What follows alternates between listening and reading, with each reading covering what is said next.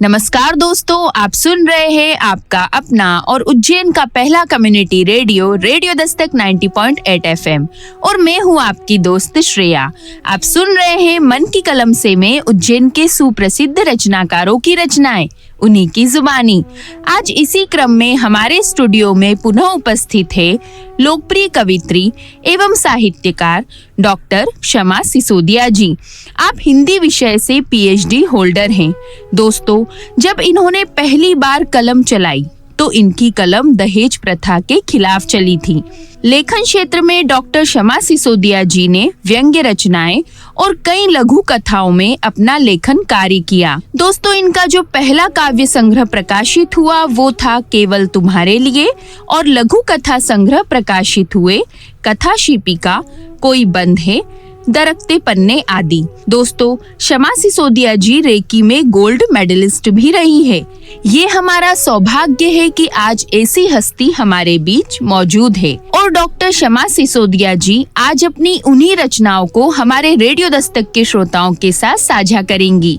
तो आइए सुनते हैं डॉक्टर क्षमा सिसोदिया जी की पहली रचना, जिसका शीर्षक है सप्लीमेंट्री।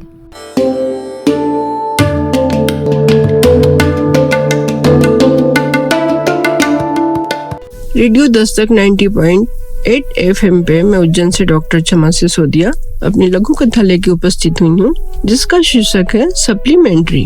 सुचिता बेटी के लिए 200-250 के करीब रिश्ता देख चुकी थी, लेकिन अभी तक कहीं भी रिश्ता तय नहीं हो पा रहा है। 1.5 साल से ज्योतिषियों के चक्कर में अच्छे रिश्ते हाथ से निकले जा रहे थे। सलाह देने वाले बिना मांगे ही अपनी अपनी राय भी दे जाते, तो कुछ डराते भी कि वर वधू की कुंडली मिलान ऐसा चलता कि ग्रहों का पूरी तरह से मिलान ही नहीं हो पाता। कहीं सूरत तो कहीं लंबाई, तो कहीं उम्र तो कहीं कमाई, कुछ न कुछ अड़ंगा आ ही जाता। बहुत दिनों बाद एक रिश्ता ऐसा मिला जो बेटी के मन मुताबिक था। बहुत खुश होकर सुचिता ज्योतिषी के पास कुंडली मिलवाने पहुंची तो पंडित जी ने स्पष्ट मना कर दिया। क्यों पंडित जी, क्या हुआ? सुचिता ने आश्चर्यचकित होकर पूछा। अरे मैडम, कम से कम पासिंग नंबर तो चाहिए। यहाँ तो कुल 17 गुण ही मिल रहे हैं। तो क्या हुआ पंडित जी? दोनों बच्चे एक दूसरे को पसंद करते हैं, समझदार हैं, वह जीवन की राहों पर अपने विवेक से बाकी के गुण खुद ही मिला लेंगे। अरे नहीं, ऐसा करना सही नहीं होगा। दोनों के नक्षत्र गुण अलग अलग हैं। ठीक है पंडित जी, लेकिन आप मेरी इस प्रश्न का पुख्ता जवाब अवश्य दीजिए कि जिस बच्चे की एक कक्षा में किसी कारणवश सप्लीमेंट्री आ जाती है तो क्या वह आगे चलकर मेरिट में नहीं आ पाता? लघु कथा समाप्त हुई।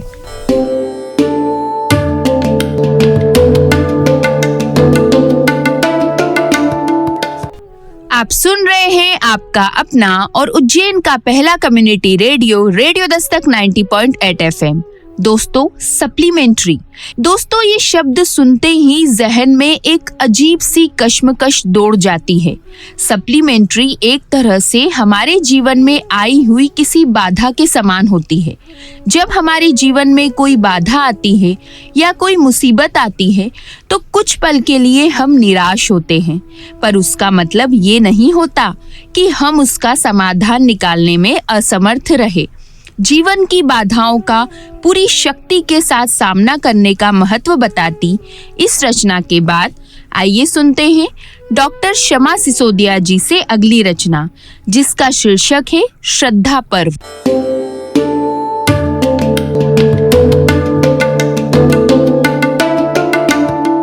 रेडियो दस्तक 90.8 FM पे मैं उज्जैन से डॉक्टर क्षमा सिसोदिया अपनी लघु कथा लेके उपस्थित हुई हूँ। सुभी ने अपनी बड़ी बहन को फोन करके भोर में देखे हुए स्वप्न के बारे में बताया। अरे, तुम कैसी बात करती हो? बड़ी बहन ने बहुत सख्त लहजे में जवाब दिया। दीदी से ऐसे जवाब की उम्मीद नहीं थी, तो शुभी कुछ सेकंड के लिए जड़त सी हो गई। उसे समझ नहीं आ रहा था कि फोन ऑफ कर दे या आगे की बात जारी रखे। बहुत मुश्किल से अपनी बात पूरी कर ठीक है दीदी कहते हुए शुभी ने फोन रख दिया। फोन रखने के बाद वह सोच में पड़ गई कि माँ बाप का दिया हुआ तोहफा, आशीर्वाद, संपत्ति सब बच्चों को चाहिए, फिर श्राद्ध कर्म करने का भार सिर्फ बेटे पर ही क्यों? माँ स्तनपान कराते समय तो यह नहीं सोचती कि यह बेटा है या बेटी। फिर ऐसा नियम किसने बनाया और क्यों? लघु कथा समाप्त हुई।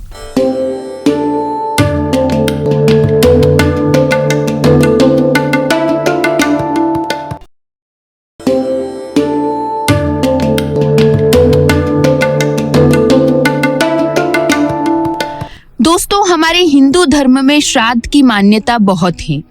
हम हमारे बड़े बुजुर्गों को श्राद्ध में श्राद्ध पूजन के साथ उनके लिए हमारे हृदय में जो प्रेम है उसका भाव प्रकट करते हैं।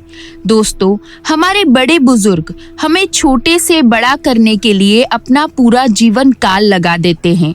तो ये हमारा फर्ज बनता है कि चाहे वो बेटी हो या बेटा हो, श्राद्ध पर्व का महत्व समझे। श्राद्ध पर्व का महत्व बताती इस खूबसूरत रचना के बाद आइए सुनते हैं डॉक्टर शमा सिसोदिया जी की अगली रचना, जिसका शीर्षक है नागफनी का पुष्प।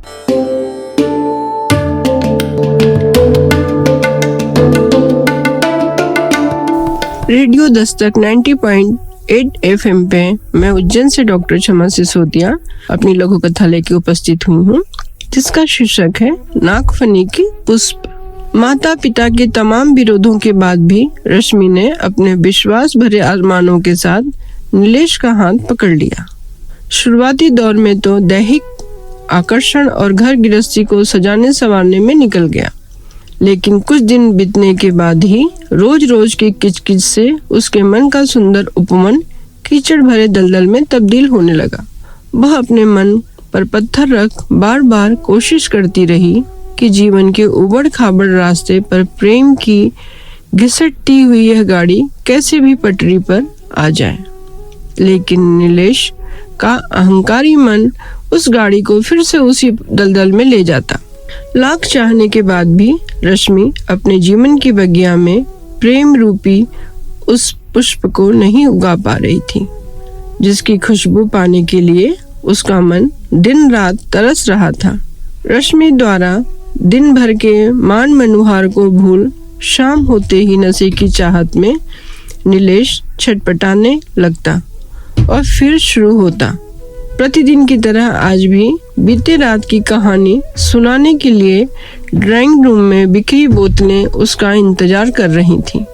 लेकिन अब रश्मि ने उन बोतलों को उनके हाल पर छोड़ अपने गंतव्य की तरफ बढ़ चलने का दृढ़तापूर्वक निर्णय ले लिया। माँ पिता के कहे हुए शब्द अब उसको समझ में आने लगा था। वर्षों पहले माँ द्वारा समझाई हुई सीख अब ठक ठक करती हुई कानों को छेदते हुए बहुत अच्छी तरह से सुनाई पड़ रही थी। बिट्टू, आजकल लिव इन रिलेशनशिप का यह जो फैशन निकल चला है, वह मत भूलो कि जीवन रूपी नदी की लंबाई नहीं गहराई नापी जाती है। उसमें कितना पानी है उसकी मात्रा नहीं, बल्कि उसकी शुद्धता नापनी चाहिए। जिस बात को हम बड़े बुजुर्गों की आंखें देखकर समझ जाती हैं, उसे तुम लोग बात बिगड़ जाने के बाद समझते हो। बेटा, प्यार भरा दिल चाहे कितना ही खाद पानी देता रहे, लेकिन नागफनी के पौधे पर मोगरे के पुष्प कभी नहीं खिलते। लघु कथा समाप्त हुई।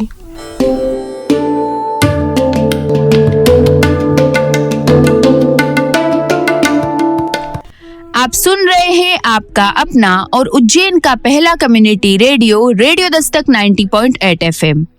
दोस्तों, यदि कोई आपसे रूठ जाता है तो उसे मनाना आसान होता है, लेकिन दोस्तों, आप उस इंसान को कभी नहीं मना सकते जो आपसे रूठा भी ना हो और आपसे बात भी नहीं कर रहा हो।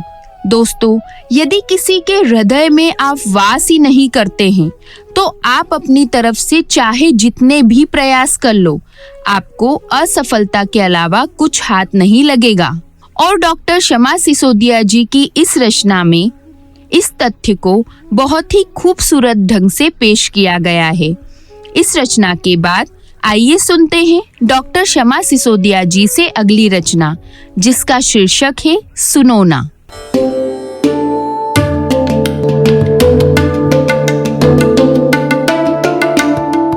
रेडियो दस्तक 90.8 FM पे मैं उज्जैन से डॉक्टर क्षमा सिसोदिया अपनी लघु कथा लेके उपस्थित हुई हूँ, जिसका शीर्षक है सुनो ना।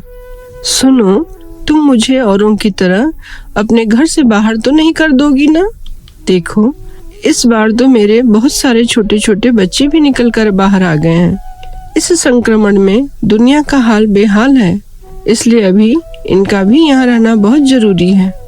आज मनुष्य अपनी और अपनों की मृत्यु से कितना भयभीत है और हमारी लगातार हो रही मौतों से इन्हें कभी कोई फर्क नहीं पड़ा।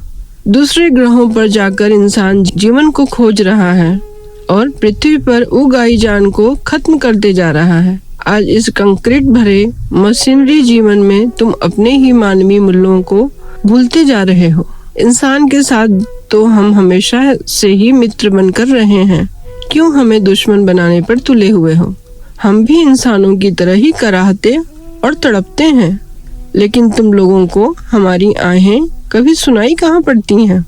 आज इस संकटग्रस्त काल में पहली बार धरती पर हमें भी अपनी कुछ अहमियत नजर आ रही है, वरना अभी तक तो स्वार्थ पूर्ति के लिए ही हमें पूजा जाता रहा है।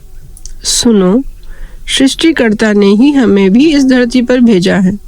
हम पेड़ पौधे भी संसर्ग करते हैं और एक नए जीव को जन्मते हैं, लेकिन आजकल तुम लोग ऐसे तकनीकी बुद्धि के मालिक बनते जा रहे हो कि अब प्रकृति का साथ उसका लाभ दिखता ही नहीं है।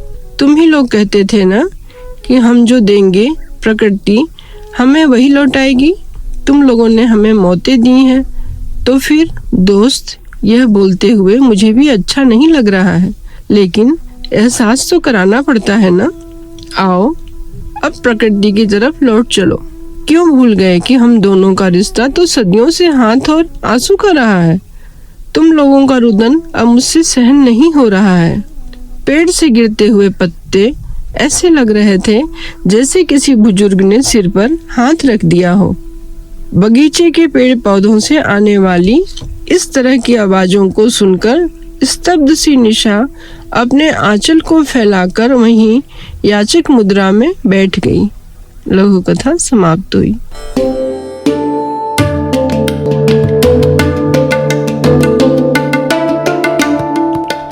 आप सुन रहे हैं आपका अपना और उज्जैन का पहला community radio, radio Dastak 90.8 FM। दोस्तों, हमारे लिए पेड़ पौधे और प्रकृति इससे ज्यादा जरूरी और कुछ नहीं हो सकता, क्योंकि ये प्रकृति ही है जिसके कारण हम सांस ले पाते हैं।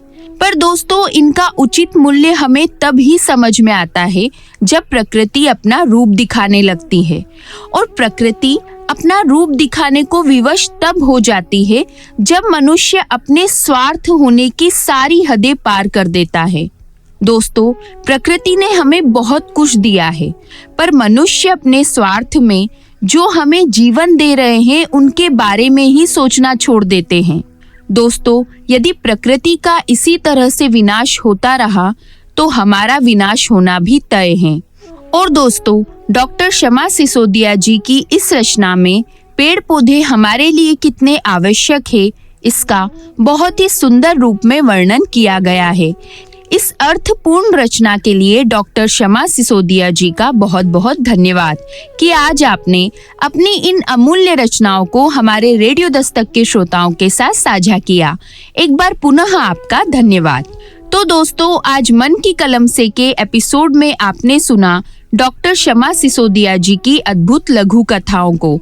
अगले एपिसोड में हम पुनः मिलेंगे कई रचनाओं के साथ। यदि आपके मन में भी है कार्यक्रम को लेकर कोई प्रश्न या सुझाव, तो आप हमें संपर्क कर सकते हैं हमारे रेडियो दस्तक के व्हाट्सएप नंबर 9406894068 पर। और दोस्तों, आप हमसे जुड़ सकते हैं हमारे social media account Facebook, Twitter, YouTube, Instagram और शेयर चैट पर भी। तो दोस्तों, अब वक्त हो चला है आपसे विदा लेने का। अगले एपिसोड में हम पुनः मिलेंगे नई रचनाओं के साथ। तब तक के लिए दीजिए अपनी दोस्त श्रेया को जाने की इजाजत, पर आप कहीं मत जाइए। सुनते रहिए आपका अपना रेडियो दस्तक 90.8 FM। सुनेगा उज्जैन, बढ़ेगा उज्जैन।